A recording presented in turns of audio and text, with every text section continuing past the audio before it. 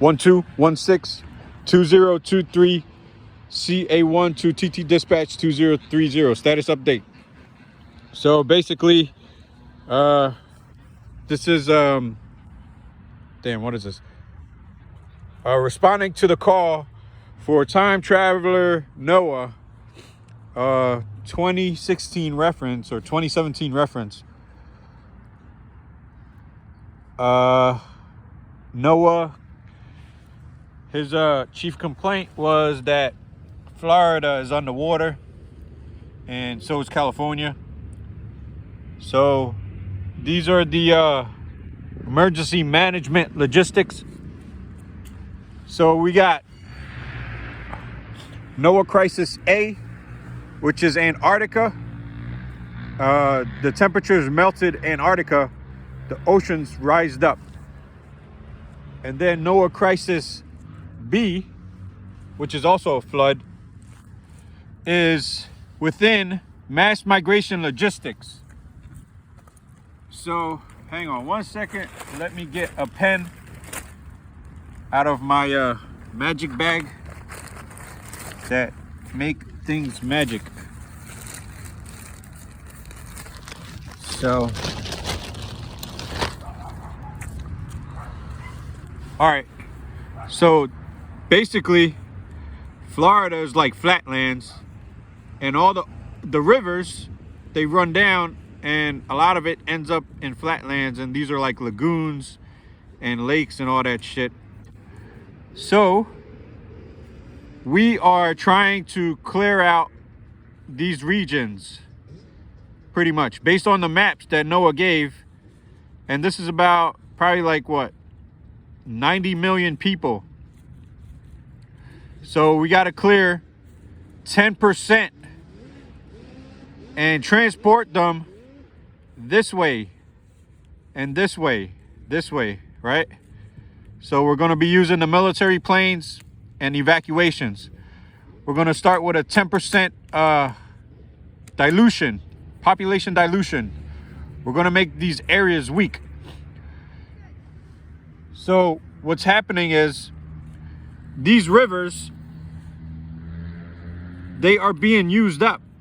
So when this 10% of population migrates west, what happens is the rivers get backed up and there's going to be another flood. So a lot of these routes, they have like bridges on main highways, and those bridges will get flooded. So the water department, after these people leave, they have to leave their water running. And it doesn't make sense to charge the remaining residents for water because they're just going to go to the neighbor's house to get free water. So what happens is all the water in these danger zones are going to be declared free. They're going to get free water. That means they're not going to get no bills.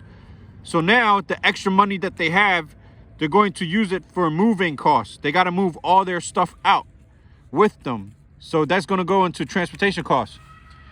And basically that's we're going to do the same thing on this side. Everybody's going to move east and get away from the rising sea levels. So when we move in these populations inbound, right, 20 to 25% of the populations that's moving must be working for the water department, because the new water department delivers 5-gallon jugs, bottles of water. So they deliver this on land because there's no underground pipes for these FEMA cities. So all the water is going to be above ground. So as people are leaving, we might end up with water up in the lakes, more water up in the lakes because people left. So let me see. Yeah, basically that's what we're going to be doing. So the islands,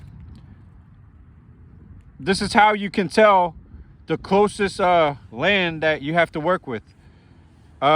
Whichever one is closer. So you're going to measure the very tip of the land from the very tip and get the measurement. And basically, whichever land is closer to you, that's your evacuation, mass migration evacuation land, I guess. Rescue country, the country that's saving you. So basically, the Panama Canal, I'm pretty sure that's going to be underwater. So we need to get the ships, not the ships, but the new canal that they built. We got to get that situated because we don't want ships crashing into like underwater structures. So we got to get a layout and a grid and basically a channel for these the ships to go through properly and safely. Mass Rapid Seaport Logistics, they have a seaport here, they got one here, they got like 4, 5, 6 up in here. So what we're going to be doing is we're going to add about 90 more seaports. So you're going to go 1, 2, 3, 4, 5, 6, 7, 8, 9, 10, 11, all the way up to 90. And the ships are going to line up this way. And basically we're going to be keeping people in these areas. And they're going to be unloading the ships by hand. So when they unload the ships by hand, it goes onto a barge. So then the barge takes it to land. And then there's another crew that unloads it. So you got the ship crew and then you got the land crew. Then these people, they unload it onto the trains or the trucks. And everybody in the FEMA cities are going to get all the items that they need. So these trucks, these ships, is going to be like, they can anchor pretty much in any controlled area by the Coast Guards and, the whoever's in charge of these districts or the regions, the governors. So, yeah, we're going to unload massive ships, and it's not going to cause a delay in receiving goods. So what's going to happen is, over time, we're going to open up a Stargate in the ocean and then connect the Stargate to Mars. And we're going to drain the ocean. And then we're going to retake back Florida and all of these buildings that we lost. And we're going to go get our pipes, the copper, and all of that. So it should take about 100 years to start like going back towards this way. Maybe 150. But everything's going to work out. Let me see what else.